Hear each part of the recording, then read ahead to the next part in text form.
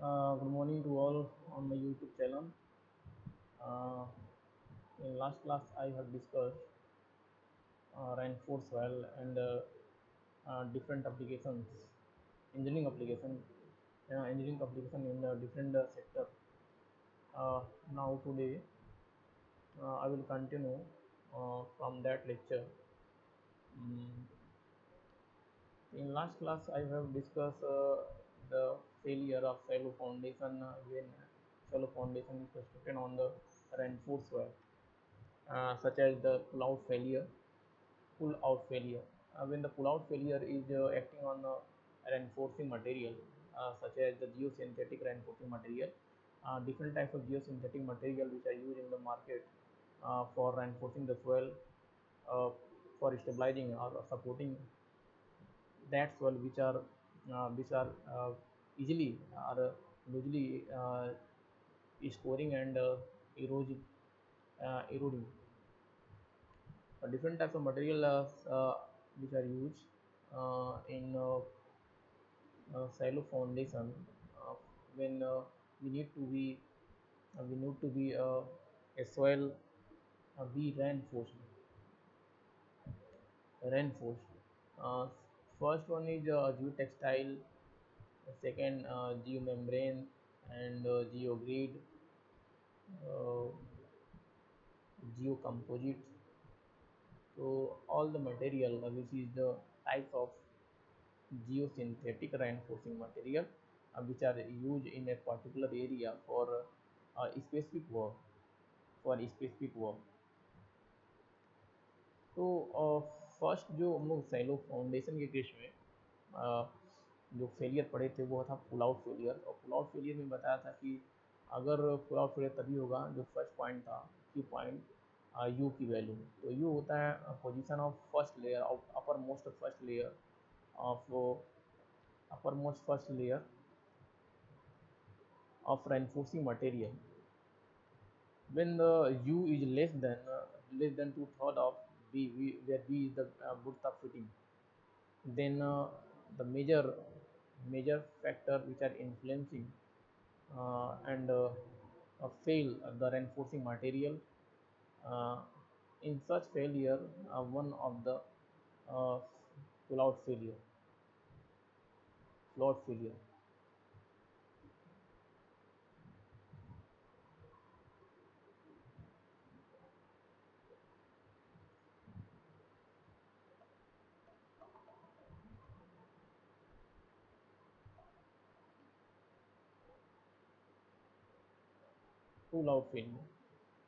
तो की पॉइंट हमारा था यू की वैल्यू अगर यू की value less than 0.67 into b where b is the width of footing and the number of layer is minimum.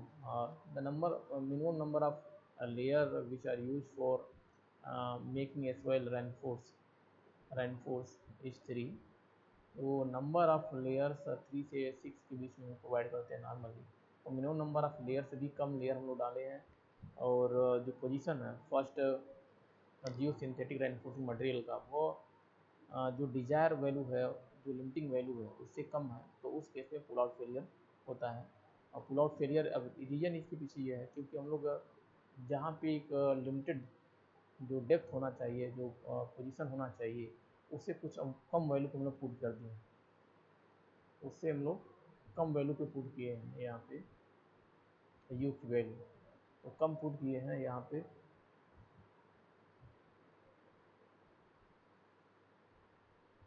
तो यू की वैल्यू अगर कम है तो यहाँ पे जो सैलो फाउंडेशन पे एक्सटर्नल लोड लगेगा उसका कंसंट्रेशन जो नीचे वाली layer just below the shallow foundation, वहाँ पे चूँकि लोड का कंसंट्रेशन मैग्नीट्यूड ज़्यादा होता है तो मैक्सिमम इफेक्ट इस लेयर पे पड़ेगा। तो ये टेंशन के कारण क्या होगा, कर्व शेप में आ जाएगा और यह इस पर जो टेंशन काम करने लगेगा वो आउटवर्ड डायरेक्शन में लगने लगता है। और आउटवर्ड डायरेक्शन में अगर उसको रजिस्ट नहीं कर रहे हैं तो यह जैसे कोई एक पुल, एक धक्का सा इस पर फोर्स लगता है, फोर्स लगेगा, तो उसी को हम बोलते हैं पुल आउट फेलियर।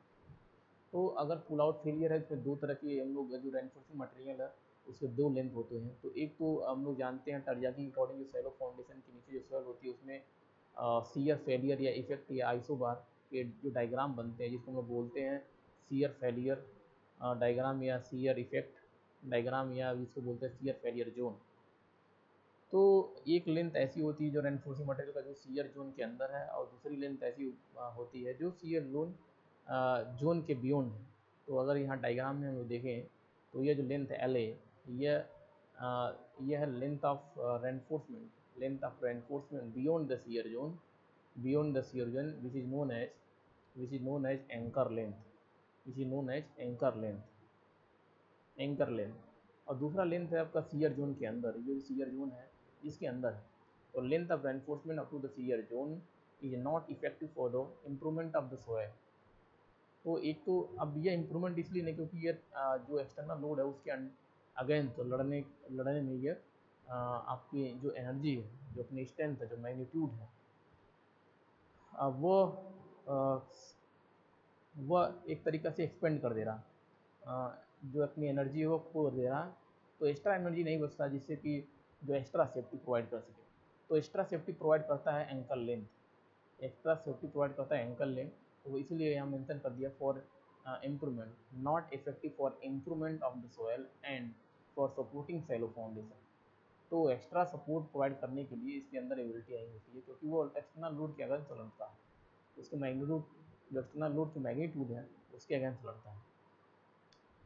तो यू की वैल्यू क्या होना चाहिए अगर प्लॉट फेलियर ना हो और एक प्रॉपर पोजीशन हो। अगर यू का यू है distance of upper most layer of reinforcing material from the foundation level, from the bottom foundation. तो यू की वैल्यू 30 सेंटीमीटर से ज़्यादा नहीं होना चाहिए, यू की वैल्यू 30 सेंटीमीटर से ज़्यादा नहीं होना चाहिए। तो ये हम लोग पढ़े थे। Then reinforcement is effectively work, अगर ये सेटिस्फाई कर रहा है तो उस केस में जो रेनफोर्सिंग मटेरियल हमने प्रोवाइड की है, जियो सिंथेटिक रेनफोर्सिंग मटेरियल, वह इफेक्टिवली वर्क करेगा, वर्क करेगा। तो ये पोजीशन हम लोग याद रखते हैं।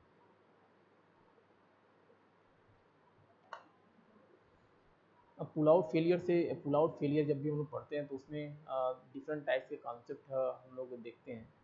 तो पहला उसी में से कॉन्सेप्ट एक है मेम्ब्रेन इफेक्ट, या इसको बोलते हैं स्ट्रिंग इफेक्ट। मेम्ब्रेन इफेक्ट या इसी को बोलते हैं हम लोग स्ट्रिंग इफेक्ट। तो मेम्ब्रेन इफेक्ट क्या होता है या स्ट्रिंग इफेक्ट क्या होता है? तो जैसे ही हम लोग सैलो फाउंडेशन के नीचे जो लेयर डाले हैं रेनफोर्सिंग मटेरियल का, तो फाउंडेशन के नीचे जो सीयर जोन होता है, जो सीयर फेलियर जोन होगा, उस जोन के अंदर जो रेनफोर्सिंग मटेरियल होते हैं वो कर्व से बन जाते हैं, वो कर्व से बन जाएंगे, और इसी को हम लोग बोलते हैं स्ट्रिंग या मेम्ब्रेन इफेक्ट। तो यहाँ पे सैलो फाउंडेशन एक्सटर्नल लोड जो है क्यों अप्लाई हो रहा है, और पहला लेयर हम लोग कोई रेनफोर्सिंग मटेरियल लिए हैं, तो टेंशन के कारण इस तरह से ये कर्व से बन जाता है। जैसे हम लोग बीम का पढ़े थे, बीम में अगर एक्सटर्नल लोड लगेगा तो बेंडिंग इस तरह से होने लगती है, बेंडिंग इस तरह से होगी।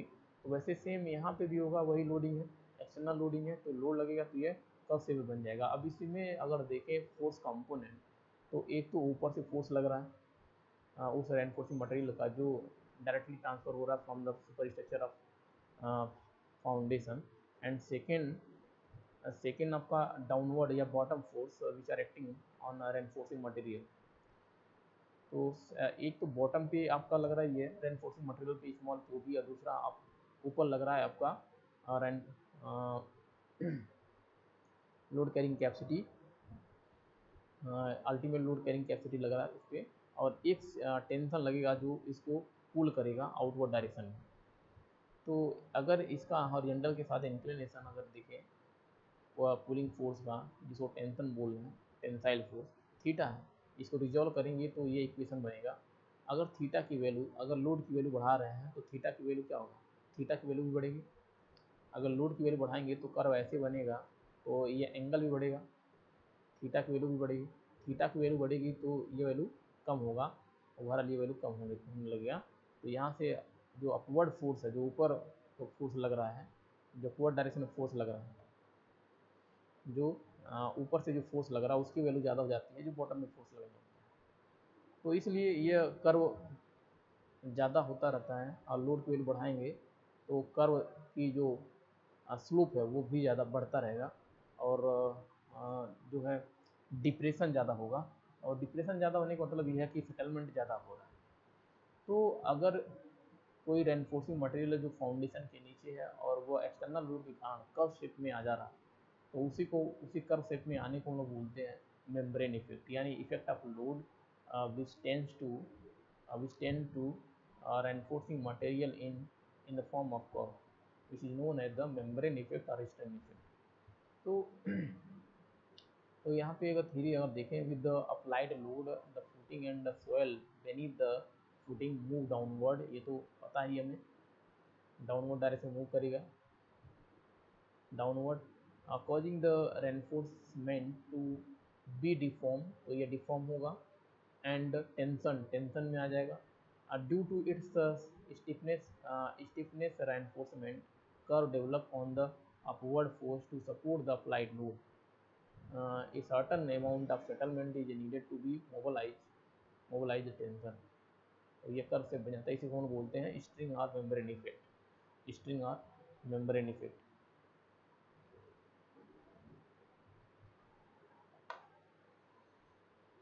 सेकेंड इफेक्ट की बात करें उसको हम बोलते हैं confinement effect, confinement effect,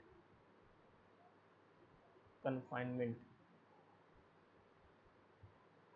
confinement effect, confinement effect, और इसी बोलते हैं lateral restraint effect, confinement effect और लेटरल रेस्ट्रेंट इफेक्ट। तो जब भी हम लोग पुल आउट में आप मेम्ब्रेन इफेक्ट या स्प्रिंग इफेक्ट पढ़ते हैं, मेम्ब्रेन इफेक्ट या स्प्रिंग इफेक्ट पढ़ते हैं, तो किसी कर्व के किसी पर्टिकुलर लेंथ की अगर हम लोग स्टडी करें, किसी पर्टिकुलर लेंथ, अगर ये लेंथ कर्व शेप में आपका टेंशन कर दिया था, तो किसी एक पर्टिकुलर जोन पे हम लोग स्टडी करें और वहाँ पे देखें फोर्स किस तरह से एक्ट हो रहे हैं, उसकी स्टडी कर रहे हैं, तो उसको बोलते हैं कन्फाइनमेंट या लेटरल रेस्ट्रेंट इफेक्ट। तो यहाँ पे डायग्राम में ये एक छोटा सा कम लेंथ दिखाया गया है और टेंशन आउटवर्ड डायरेक्शन में एक्ट करेगा, और इसको रजिस्ट करने के लिए, इसको कंपनसेट करने के लिए इंटरफेस पे, यहाँ इंटरफेस किसका बनना, सॉयल एंड रेनफोर्सिंग मटेरियल, तो इंटरफेस पे क्या जनरेट होता है, फ्रिक्शन फोर्स जनरेट होता है, तो इसको टेंशन और फ्रिक्शन फोर्स होता है, ये एक दूसरे से कंपनसेट करते रहते हैं, जिससे इक्विलिब्रियम कंडीशन जनरेट होता है। तो इस तरह से स्टडी करना किसी एक पर्टिकुलर लेंथ के ऊपर, इसी और जो इफेक्ट हमें यहाँ दिखाई देता है उसी इफेक्ट को बोलते हैं लेटरल रेस्ट्रेंट इफेक्ट या कन्फाइनमेंट इफेक्ट, कन्फाइनमेंट इफेक्ट। तो effect of external load which are acting which are seen on a particular length of tensor deformed length of reinforcing material, which show the relative displacement, which show the relative movement between tension force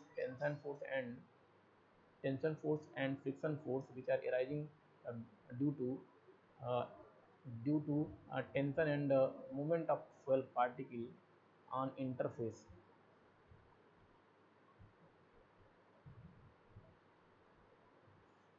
तो उस particular length के ऊपर जो tension force और जो friction force का movement है, उसी को, इस इफेक्ट को हम बोलते हैं कन्फाइनमेंट इफेक्ट या lateral restraint effect. Next topic of factor to be consider for the design, factor to be considered for design.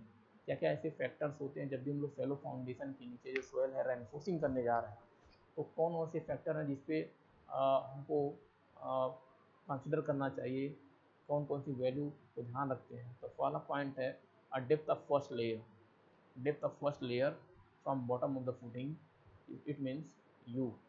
तो पहली वैल्यू हम लोग देखते हैं यू कहाँ पे रखना चाहिए, क्या वैल्यू होना चाहिए, तो ये चेक करते हैं यू की value. Second, number of layer, number of layer of reinforcement यानी रेनफोर्सिंग मटेरियल, तो कितने लेयर में हम लोग डाले हैं, ये वैल्यू चेक करेंगे। एंड थर्ड कंसिडरेशन क्या होता है, लेंथ ऑफ रेनफोर्समेंट, कितना लेंथ तक हम लोग प्रोवाइड किए हैं।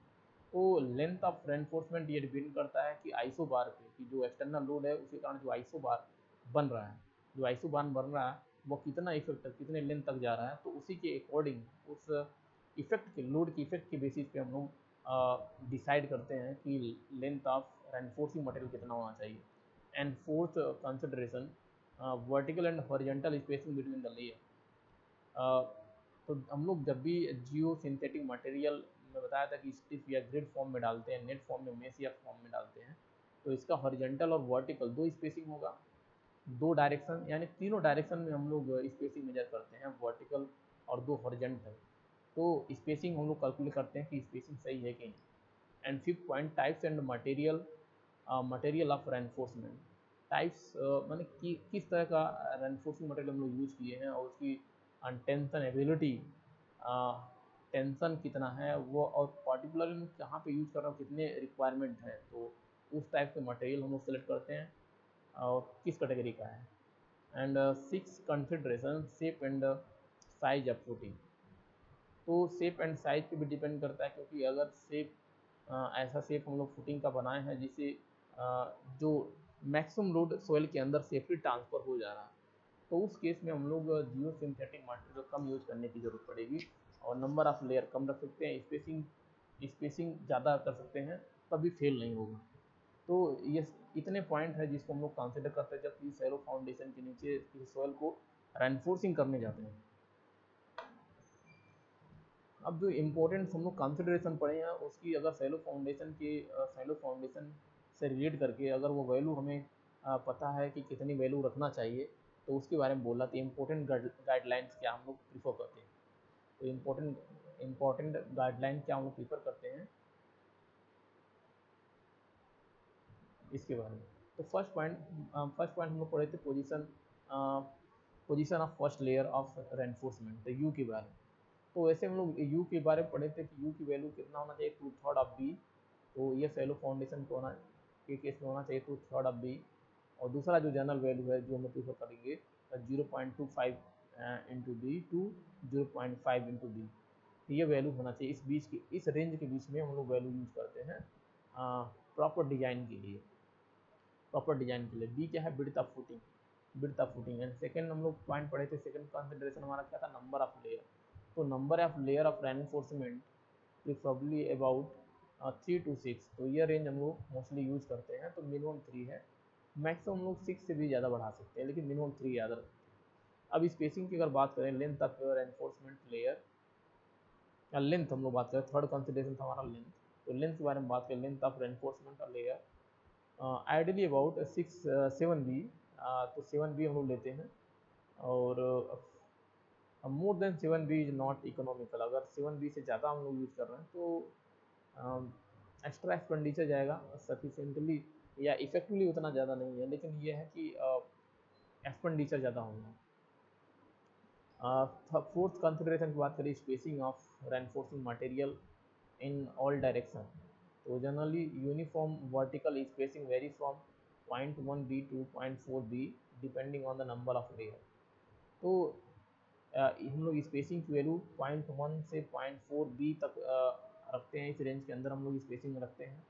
और ये नंबर ऑफ स्पेसिंग कितनी वैल्यू होना चाहिए, ज़्यादा होना चाहिए, कम होना चाहिए, ये डिपेंड करता है कि कितने लेयर में हम लोग डालना है, नंबर ऑफ लेयर कितना है, उसके बेसिस पे स्पेसिंग को हम लोग एडजस्ट कर सकते हैं। उसके बाद टाइप्स और मटेरियल की बात करें तो ऐसी मटेरियल होना चाहिए जो सफिशिएंट टेंसाइल स्ट्रेंथ रखता हो, यानी अत्यधिक ज़्यादा से ज़्यादा टेंसाइल स्ट्रेंथ रखता हो, जिससे जो एक्सटर्नल लोड के कारण सोयल में टेंसाइल स्ट्रेंथ जनरेट होता है उसको रजिस्ट कर सके। तो यह हम लोग देखते हैं उसके मटेरियल के बारे में, उसके फीचर्स के बारे में। हम लोग सैलो फाउंडेशन के रिगार्डिंग जो फेलियर अप्रोच थे वो पढ़ रहे थे। तो फर्स्ट हम लोग पढ़े थे bearing capacity failure, and second हम लोग पढ़े थे पुल आउट फेलियर, और थर्ड फेलियर है breaking failure of geosynthetic layer. अब ब्रेकिंग फेलियर भी एक तरीक़ा से पुल आउट फेलियर से मिलता जुलता है, यानी ब्रेकिंग फेलियर तब होता है जब यू की वैल्यू कम है डिजायर्ड वैल्यू से, या लिमिटिंग वैल्यू से कम है, या नंबर ऑफ लेयर बहुत ज़्यादा है, उस केस में हम लोग breaking failure of geosynthetic reinforcement material के लिए यूज़ करते हैं।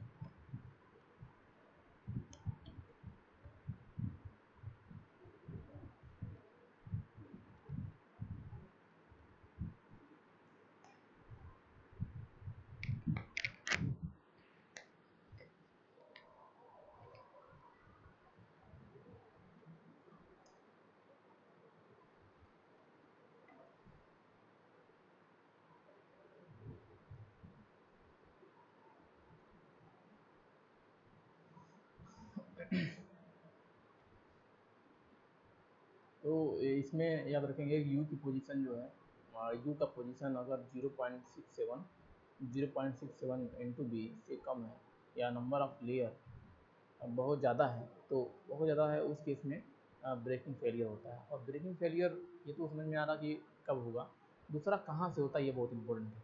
तो ब्रेकिंग फेलियर जंक्शन पे होता है, जहाँ से जो कंसंट्रेशन है जस्ट फुटिंग के नीचे, फुटिंग के नीचे की जो डायमेंशन है उसी लाइन में, उसी लाइन ऑफ एक्शन पे जो फुटिंग की एज लाइन होती है उसी लाइन ऑफ एक्शन पे फेलियर होगा। तो जैसे डायग्राम में अगर हम लोग देखें, डायग्राम में अगर देखें हैं तो ये हमारा फुटिंग है, फुटिंग का जो एज पॉइंट है, तो यहाँ से अगर लाइन ऑफ एक्शन खींचें, यहाँ से लाइन ऑफ एक्शन खींचें हम लोग, तो एक तो जो सबसे ज़्यादा फेलियर होता है इसी जंक्शन पॉइंट पे होगा, क्योंकि इसके नीचे जो कंसंट्रेशन है लोड का, जो लोड ट्रांसफर होगा बहुत तेज़ होता है, उसका मैग्नीट्यूड वैल्यू ज़्यादा होता है, और ये ऐसे कर्व शेप में आता है, टेंशन में आता है, टेंशन में आ जाएगा यह रेनफोर्सिंग मटेरियल। और दूसरा यहाँ से चूँकि यह बियॉन्ड द शियर जोन जाता है, तो यहाँ पे कंसंट्रेशन चेंज होने की वजह से फेलियर यहीं से इस एज से स्टार्ट होता है। दूसरा सेंटर पे, क्योंकि सेंटर पे क्या है, लोड का जो कंसंट्रेशन है, जो इंटेंसिटी है वो ज़्यादा है, तो दूसरा जो फेलियर होता है सेंटर पे, सेंटर पे होगा, फुटिंग के सेंटर पे। तो the reinforcement layer always break approximately under the edge or towards the center of the footing। तो दो जगह फेल होता है। The uppermost layer is most likely to break first। तो सबसे पहले ऊपर वाली लेयर जो होती है, क्योंकि पहले सबसे पहले लोड उसी के पास आएगा, तो सबसे पहले वो ब्रेक होगा, फिर उसके ब्रेक होने के बाद उसके नीचे जो दूसरी लेयर होती है उस पर लोड जाएगा, फिर वो ब्रेक होगा। तो इस तरह से डाउनवर्ड डायरेक्शन में जो ब्रेकिंग होती है रेनफोर्सिंग मटेरियल का होता रहता है, एक के बाद दूसरा। फोर्थ फेलियर होता है creep failure of geosynthetic layer. Creep failure का मतलब क्या है? क्रीप मतलब हम लोग समझते हैं कि अगर कोई लोड से मैग्नीट्यूड का बहुत लंबे टाइम से उस स्ट्रक्चर के ऊपर लगा है, और उस लॉन्ग टाइम की वजह से अगर उस मटेरियल के अंदर उस स्ट्रक्चर के ऊपर फेलियर हो रहा है, तो उसको हम लोग बोलते हैं क्रीप। तो जैसे सेम यहाँ पे भी है, रेनफोर्स सॉइल है फाउंडेशन के नीचे, और फाउंडेशन पे जो लोड फाउंडेशन के थ्रू सॉइल रेनफोर्स सॉइल के ऊपर ट्रांसफर हो रहा है, अगर बहुत लॉन्ग टाइम तक है, लॉन्ग टाइम तक है, तो धीरे धीरे क्या होता है कि जो टेंशन तो ऑलरेडी ट्रांसफर होकर लगता ही है रेनफोर्सिंग मटेरियल के ऊपर, तो कर्व शेप में पुल आउट फेलियर भी उसके अंदर होगा। तो धीरे धीरे बहुत लॉन्ग टाइम तक अगर लोडिंग सस्टेन लोड लगा है उस रेनफोर्स मटेरियल के ऊपर, तो भी फेल हो जाता है, उस फेलियर को हम बोलेंगे क्रीप फेलियर। नेक्स्ट है bearing capacity ratio. Bearing capacity ratio ये एग्जाम में पूछे जाते हैं कि बियरिंग कैपेसिटी रेशियो क्या होता है। तो बियरिंग कैपेसिटी रेशियो ये इंपॉर्टेंट है डेफिनेशन। तो बियरिंग कैपेसिटी रेशियो हम लोग जानते हैं, एक तो सॉइल है नॉर्मल सॉइल, जिसको बोल सकते हैं हम लोग अनरेनफोर्स्ड सॉइल। दूसरा सॉइल है जिसके अंदर जियो सिंथेटिक मटेरियल हम लोग इंट्रोड्यूस किए हैं, उसको बोल रहे हैं रेनफोर्स्ड सॉइल। तो दोनों के केस में बियरिंग कैपेसिटी सेम तो नहीं होगी, कुछ ना कुछ चेंजिंग होगा, डेंसिटी के कारण चेंज होगा, बियरिंग कैपेसिटी फैक्टर के कारण चेंज होगा। तो इसका मतलब ये है कि bearing capacity, ultimate load carrying capacity, ultimate bearing capacity, ये वैल्यू चेंज होगी। तो दो केस हमारे पास है, दो अल्टीमेट बियरिंग कैपेसिटी हो सकता है। तो उसी से रिलेटेड जो बियरिंग कैपेसिटी रेशियो हम डिफाइन करते हैं, तो bearing capacity ratio, bearing capacity ratio is defined as the ratio of ultimate bearing capacity या ultimate load carrying capacity of reinforced soil to ultimate load carrying capacity of unreinforced soil। अब इसमें इतना तो अगर bearing capacity ratio define करना है तो इतना याद रखना चाहिए कि अल्टीमेट लोड कैरिंग कैपेसिटी का रेशियो होता है। अब ऊपर कौन आएगा, रेनफोर्स या अनरेनफोर्समेंट, तो इसके याद रखेंगे बियरिंग कैपेसिटी रेशियो आर को पकड़ना है, तो आर यहाँ रहेगा। ऊपर अगर आर है, यहाँ पे टर्म्स में आर है, तो ऊपर यहाँ पे ultimate load carrying capacity for R square यानी रेनफोर्स स्क्वायर, तो यहाँ ऊपर आर रखना है, तो इससे हम लोग याद कर सकते हैं। तो यहाँ पे capital small Q U R क्या है, अल्टीमेट लोड कैरिंग कैपेसिटी या ultimate bearing capacity of reinforce soil. दूसरा ये क्यू यू क्या है, अल्टीमेट लोड कैरिंग कैपेसिटी या ultimate bearing capacity of unreinforce soil. Next topic अगर देखें load settlement curve for soil with and without reinforcement. तो हम लोग load settlement curve without reinforcement या अनरेनफोर्स सॉइल के लिए देखे हैं। तो अगर ये ओवर कंसोलिडेटेड या डेंस सैंड है तो उसके लिए कर्व हमारा प्रोग्रेसिव नेचर का आता है, तो ये हम लोग जानते हैं या अनरेनफोर्स सॉइल। अब अगर रेनफोर्स सॉइल को उसी सॉइल को रेनफोर्स कर दिए, इसका मतलब क्या है, इसको बियरिंग कैपेसिटी बढ़ा दिए हैं, लोड कैरिंग कैपेसिटी बढ़ा दिए हैं, स्ट्रेंथ बढ़ा दिए हैं। इसका मतलब ये है कि लोड कैरी और ज़्यादा करेगा, ये फेल बाद में होगा। तो ये सेम सिमिलर कर्व, लेकिन यहाँ पे इस तरह से आ जाएगा क्योंकि लोड बियर करने की एबिलिटी जो है बढ़ गई है। तो ये याद रखेंगे, ये रेनफोर्स सॉइल के लिए होता है। तो लोड सेटलमेंट कर्व है। नेक्स्ट है bearing capacity, load bearing capacity, ultimate bearing capacity for reinforce soil. तो हम लोग पढ़े थे कि जियो सिंथेटिक रेनफोर्सिंग मटेरियल का जो टाइप्स होता है, एक होता है जियो ग्रिड। तो geogrid mostly we are use at in area or in area where bearing capacity is influence। हाँ, तो जहाँ पे बेयरिंग कैपेसिटी को इन्हेंस करना है वहाँ पे मोस्टली जो जियो सिंथेटिक रेनफोर्सिंग मटेरियल होता है उसमें वहाँ पे जियो ग्रिड यूज करते हैं। तो इसीलिए हम लोग इस हेडिंग के अंदर रेनफोर्स न भूल करके तो लोड कैरिंग कैपेसिटी या ultimate bearing capacity for Jio grid matrix form में हम लोग यूज करेंगे, लेयर में फॉर्म में यूज करेंगे फाउंडेशन। तो ये डायग्राम अगर देखेंगे तो ये फाउंडेशन है जो ग्राउंड लेवल पे है, जो ग्राउंड सरफेस के ऊपर ये उस पर ये एक्सटर्नल लोड आ रहा है, आपका अल्टीमेट लोड कैरिंग कैपेसिटी है। और यहाँ पे डी एफ वैल्यू, चूँकि यह ग्राउंड सरफेस पे है तो डी एफ वैल्यू यहाँ पे जीरो हो जाएगा। अगर तरजागी के फार्मूला अप्लाई करेंगे D F value zero, D F value क्या हो जाएगा, डी एफ वैल्यू जीरो हो जाएगा, D F equal to zero हो जाएगा, D F is equal to zero. अब यहाँ पे एक मैट्रिसेस लेयर दिखाया गया है, तो मैट्रिस लेयर ये फाउंडेशन लेवल से एच डेप्थ नीचे है। और इसके लिए इस जियो ग्रिड मैट्रिसेस का जो इंटरनल फ्रिक्शन है, पार्टिकल का internal friction angle of phi M denote कर रहा है और डेंसिटी उसकी गामा एम। और विड्थ इन सीयर जोन हम लोग बी एम से डिनोट कर रहे हैं। और नॉर्मल सोलर के लिए कोहेरेंट वैल्यू सी और internal friction angle phi under density gamma. तो according to Terzaghi theory ultimate load carrying capacity of the soil which are which are placed at ground level। तो ground level, तो then ultimate load carrying capacity Q small Q equal to C N C, second वाला term zero हो जाएगा, last वाला term बचेगा तो C N C plus half B gamma N gamma, half B gamma N gamma. तो ये formula होगा टरजागी के अकॉर्डिंग, कहाँ पे है, फाउंडेशन ग्राउंड सरफेस पे है, तो डी एफ वैल्यू जीरो हो जाएगा।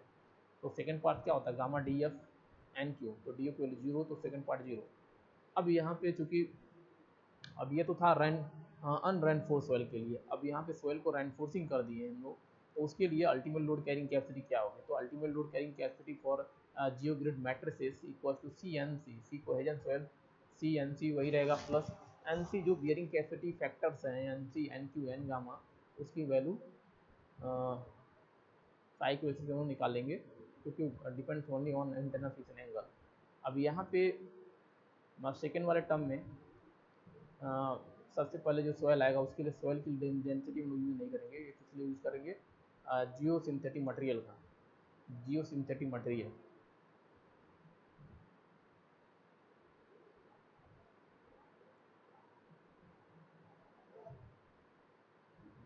जियो सिंथेटिक मटेरियल तो gamma M H N Q plus half B M, B की जगह बी एम किसका लेंगे, जियो ग्रिड मैट्रिसेस का लेंगे हम लोग, तो half B B M gamma gamma N gamma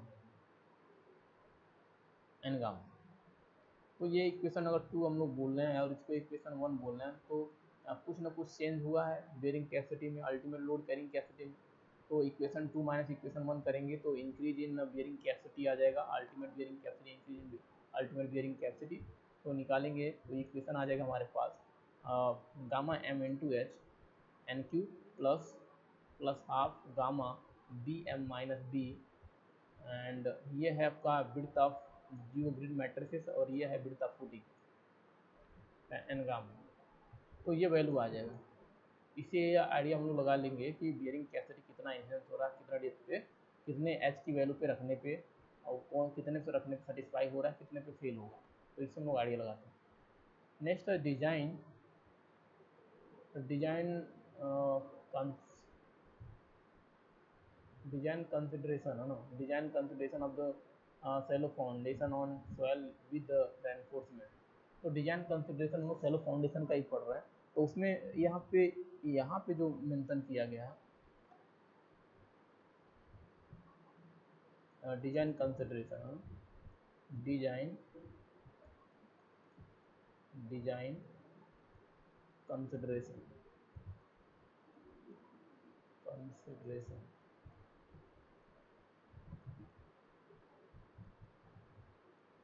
design consideration of shallow foundation of shallow foundation on soil with reinforcement. तो यहाँ फेलियर के टर्म में जो मेजर दो फेलियर होते हैं, वैसे हम लोग फाउंडेशन में जब भी डिजाइनिंग करते हैं तो दो फेलियर के बेसिस पे करते हैं, एक तो होता है सेटलमेंट फेलियर, दूसरा होता है स्लाइडिंग या शियर फेलियर। तो सेटलमेंट या स्लाइडिंग फेलियर किसी पर्टिकुलर वैल्यू पे और किसी लोड के रिस्पेक्ट में होता है, तो वो हमें पता होता है कि वो कौन सी लोड है, कौन सी वैल्यू है जिस पे ये फुल होता है। अब वो दोनों वैल्यू में से जो वैल्यू मिनिमम आती है उसी को हम बोलते हैं कि उस फाउंडेशन के लिए यही मैक्सिमम एलाउेबल लोड की वैल्यू है। तो अगर हम लोग सॉइल को रेनफोर्स कर दिए हैं और सेम वही कंसिडरेशन वही टर्म्स हम यूज़ कर रहे हैं, तो यहाँ पे दो स्टेटमेंट होंगे, एक तो दो तरह फेलियर होते हैं, दूसरा पहला होता है सेटलमेंट फेलियर, दूसरा यहाँ पे रेनफोर्स सॉइल के केस में होगा बियरिंग कैपेसिटी फेलियर। तो दोनों फेलियर को अगर रोकना है तो इसका मतलब ये है कि इसकी लिमिटिंग वैल्यू से कम होना चाहिए, एक्सीड नहीं करना चाहिए। तो जब भी बियरिंग कैपेसिटी जो निकालेंगे for reinforce soil, if exceed the safe bearing capacity, then bearing capacity failure is occur, and settlement failure which are acting on foundation or reinforcing soil, when it should exceed the safe limit, then settlement failure is occur। तो किसी particular value के respect में ये होगा, load की value पता रहेगा। तो अगर रेनफोर्स सोइल के ऊपर हम लोग सैलो फाउंडेशन बनाए हैं तो जो मिनिमम वैल्यू आएगी दोनों में से, चाहे बियरिंग कैपेसिटी फेलियर किस लोड के रिस्पेक्ट में हो रहा है और सेटलमेंट किस लोड के रिस्पेक्ट में हो रहा है, तो जो मिनिमम वैल्यू आएगी इन दोनों में से उसी को हम बोलेंगे मैक्सिमम अलाउएबल बियरिंग कैपेसिटी या allowable load for that foundation. तो ये दो तरह के फेलियर हम लोग याद रखेंगे रेनफोर्स वाले केस में, जब सैलो फाउंडेशन की हम लोग पढ़ रहे हैं, डिजाइनिंग कर रहे हैं। नेक्स्ट हमें पढ़ना है इंपॉर्टेंट टर्मिनोलॉजी, कुछ डिफिनीशंस है जिसको बोल रहे हैं नॉन डायमेंशनल पैरामीटर बोल रहे हैं। तो पहला पैरामीटर है इम्प्रूवमेंट फैक्टर, जिसको डिनोट कर रहे हैं हम लोग आई सफिक्स में एफ से, इम्प्रूवमेंट फैक्टर। तो इम्प्रूवमेंट फैक्टर को अगर हम लोग देखेंगे तो बियरिंग कैपेसिटी रेशियो ही होता है इम्प्रूवमेंट फैक्टर, इसको आई से डिनोट करते हैं। तो इम्प्रूवमेंट फैक्टर या bearing capacity ratio defined as the ultimate load carrying capacity of reinforced soil to ultimate load carrying capacity of unreinforced soil। Second है सेटलमेंट रेशियो। तो settlement ratio for reinforcing soil के लिए define करना है, तो क्या होता है settlement upon width of footing, ऐसे को हम बोलते हैं सेटलमेंट रेशियो।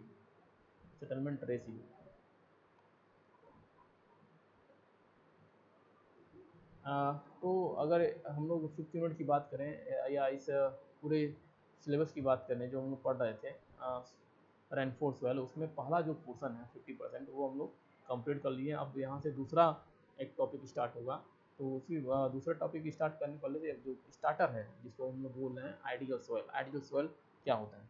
तो आइडियल सॉइल एक ऐसी सॉइल होती है जिसमें 50% सॉलिड पार्टिकल हो और 50% वाइड स्पेस हो।